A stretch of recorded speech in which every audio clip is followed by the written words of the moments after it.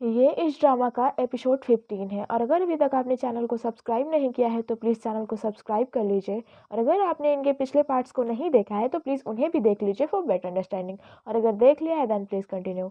Episode की शुरुआत में बाई चियांजी सायू को बोलती है कि उन्हें किसी भी तरह से एक साथ सफ़र करने से रोक दो जिससे उस जैंगलिंग का दल अकेला पड़ जाए और हम उसे आसानी से मार पाएं। बाई चियांजी नींद के दानों को सायू का गुलाम बना देती है और उसे बोलती है कि ये नींद का दाना है जिसके अंदर घुस जाता है वो कभी नींद से नहीं उठ पाता और 24 घंटे में ही उसका चेहरा पत्थर का हो जाता है और ये तुम्हें जैंगलिंग और उसके दल को मारने में मदद करेगा। और शायू ठीक वैसा ही करती है। ये सभी से बोलती है कि अभी तक उस घायल लोमड़ी ने हमारे ऊपर कोई वार नहीं किया है। इसका मतलब कहीं वो हमें हमारे एक साथ होने का इंतजार तो नहीं कर रही है ताकि वो हमें एक बार में ही मार दे।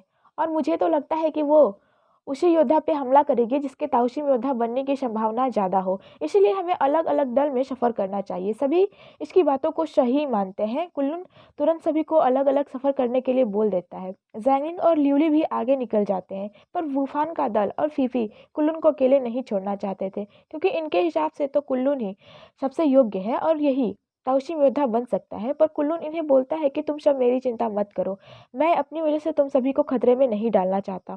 फीफी को जाना ही पड़ता है। फीफी जैंगलिंग से बोलती है कि तुम इतने स्वार्थी कैसे हो सकते हो, तुमने कुल्लून को अकेले क्यों छोड़ दिया। पर जैंगलिंग के बजाय जी ल्यूली जवाब देती है कि जैंगलिंग ने वही किया जो मैंने कहा और जैंगलिंग ने कोई भी गलती नहीं की है और मुझे लगता है कि ये दानव पहले जैंगलिंग पे ही हमला करेगा और उसकी जान लेना चाहेंगे क्योंकि तुम सभी को पता है कि प्रतियोगिता के पहले चरण से ही ज़्यादातर टीलैंग और जैंगलिंग की वजह से ही सारे लोग आगे बढ़ पाए हैं और उससे भी ज़रूरी बात यह है कि दिव्य कवच का पहला टुकड़ा जैंगलिंग ने ही हासिल किया है। और अगर मुझे हमला करना होता तो मैं पहले जैंगलिंग पे ही हमला करती क्योंकि जैंगलिंग के ही ताउशिम योद्धा बनने की संभावना ज़्यादा दिखाई देती है।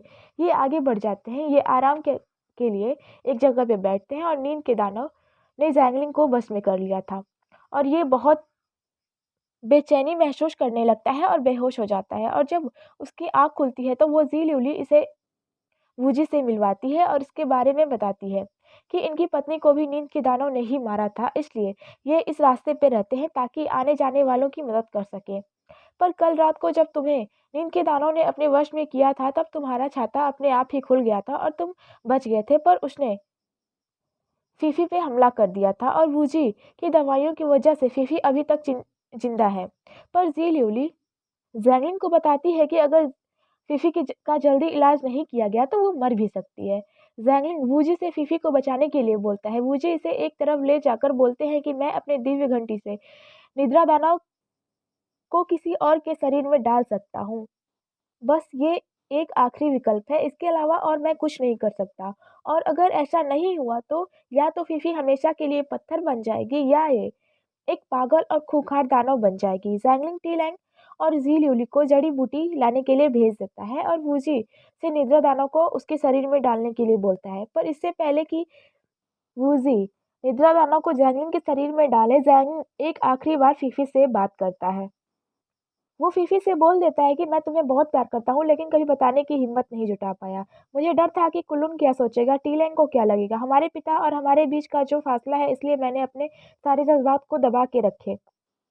पर फीफी अब मैं तुम्हारे लिए बस यही कर सकता हूँ। इसके बाद जैंगिंग अपना छाता वूजी को देते हुए बोलता है कि जब फीफी ठीक हो जाए तो उसे ये छाता दे दीजिएगा और बोल दीजिएगा कि ये छाता वो अपने पास रखे और मेरे पिता जैंग दासुन को ढूंढे। उसे उसकी माँ की मौत का सच पता चल जाएगा और मेरे ऊपर से एक बड़ा बोझ खत्म हो जाएगा। और अब आप अपना काम शुरू कीजिए। ये सीन यहीं कट हो जाता है। इन दोनों को जड़ी बूटी नहीं मिलती तो जी ल्यूली समझ जाती है कि जैंगलिंग ने इन्हें झूठ बोला है और शायद वो निद्रा दानों को अपने ऊपर लेना चाहता है। ये दोनों तुरंत फीफी के यहाँ पहुँचते हैं। यहाँ फीफी ठीक हो गई थी। इन्हें लगता है कि जैंगलिंग मर चुका है। तभी जैंगलिंग वहां आता है और इसे ठीक देखकर ये दोनों राहत की सांस लेते हैं। जैंगलिंग इन्हें बताता है कि निद्रा दानव की वजह से ही वूजी की पत्नी मरी थी, इसलिए उन्होंने बदला लेने और हमें बचाने के लिए उन्होंने अपने जीवन का बलिदान दे दिया। ऐसे महान लोग हमें कम ही मिलते हैं। चलते चलने से पहले फीफी यहाँ की सारी घटनाओं को कुल्लून या किसी और से भी बताने से मना करती है क्योंकि वो इसके लिए खुद को ही जिम्मेदार समझने लगेगा। वो इतने बुरे समय में भी फीफी के साथ नहीं रहा। आगे ये इन्हें बेवकूफ़ बना के इनसे निमंत्रण पत्र और इनके कपड़े हासिल कर लेते हैं। टेलन बोलता है कि हमें ऐसे धोखेबाजी नहीं करनी चाहिए थी। इसके बाद तो ये दोनों इसे ही राजकुमार बना देते हैं। ये सभी लूलान पहुंच जाते हैं, जहां लूलान के महामंत्री जिल इनका स्वागत करते हैं। यहाँ आते ही जैंगलिंग को कुछ अजीब सी बेचैनी होने लगती है। जिल इनसे एक अ, करारनामे पे दस्तखत ले लेते हैं, ताकि अगर इन्हें महारानी लिंगियो के परीक्षा के दौरान कुछ भी हो तो इसकी जिम्मेदारी इन्हीं की हो।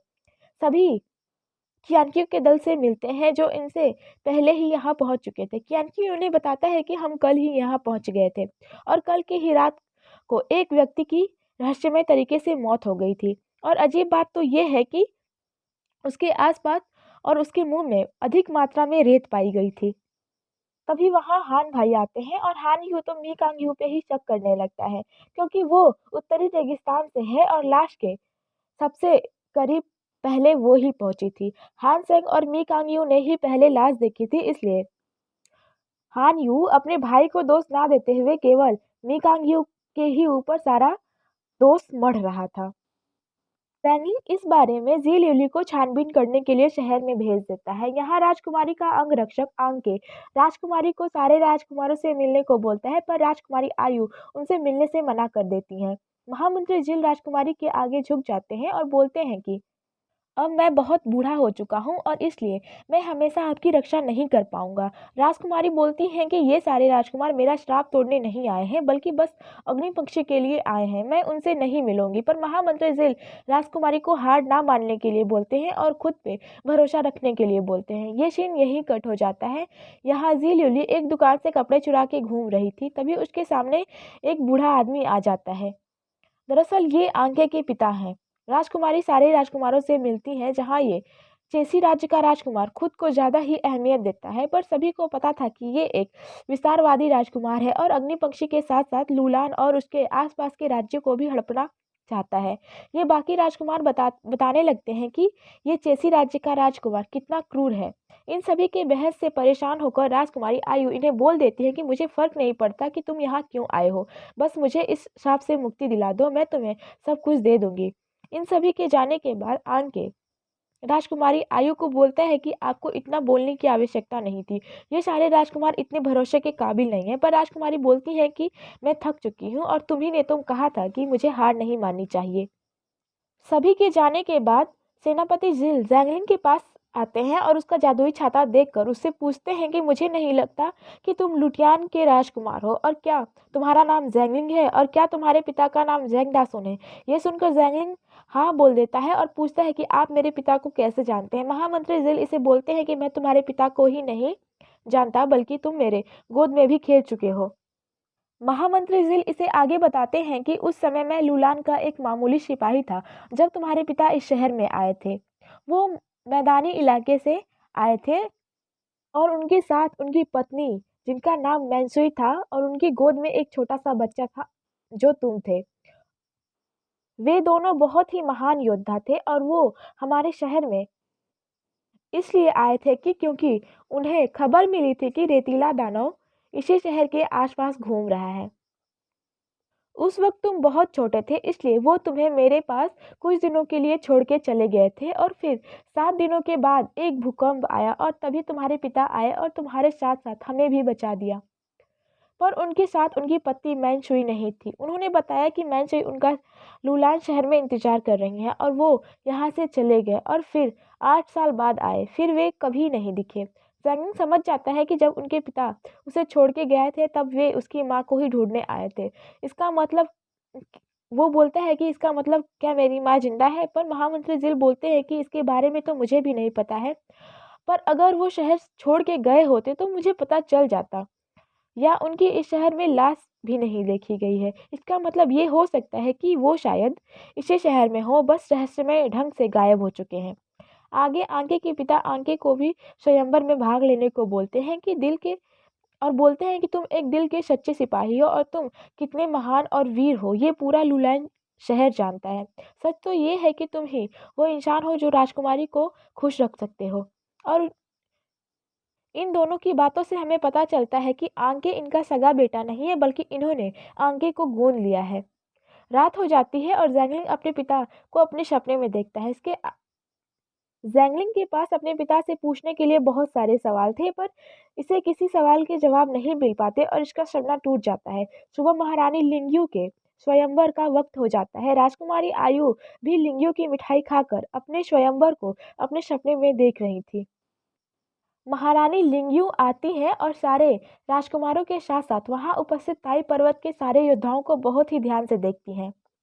इनकी नज़रें शायु पे रुकती हैं। दरअसल इनकी नज़रों से कुछ भी नहीं छुपता। ये सभी के मन की बातों के साथ-साथ भविष्य भी देख सकती हैं, पर ये किसी के भी मामले में हस्तक्षेप नहीं करती, इसीलिए इन्हें कुछ नहीं बोलती। जब ये टी-लैंग के पास पहुंचती हैं तो चीख-चीख के हंसने लगती हैं और महामंत्री जिल से बोलती हैं कि तुम्हें यकीन है कि ये लोग यहाँ राजकुमारी को श्राप मुक्त कराने आए हैं? पर महामंत्री जिल इन्हें बोलते हैं कि ये राजकुमारी आयु को कितना चाहते हैं, ये तो आपकी परीक्षा के बाद ही पता चल जाएगा। लिंगयू बोलती हैं कि कभी सोचा है कि अगर ये एक-एक करके यहाँ से चले गए तो राजकुमारी के दिल पे क्या बीतेगा?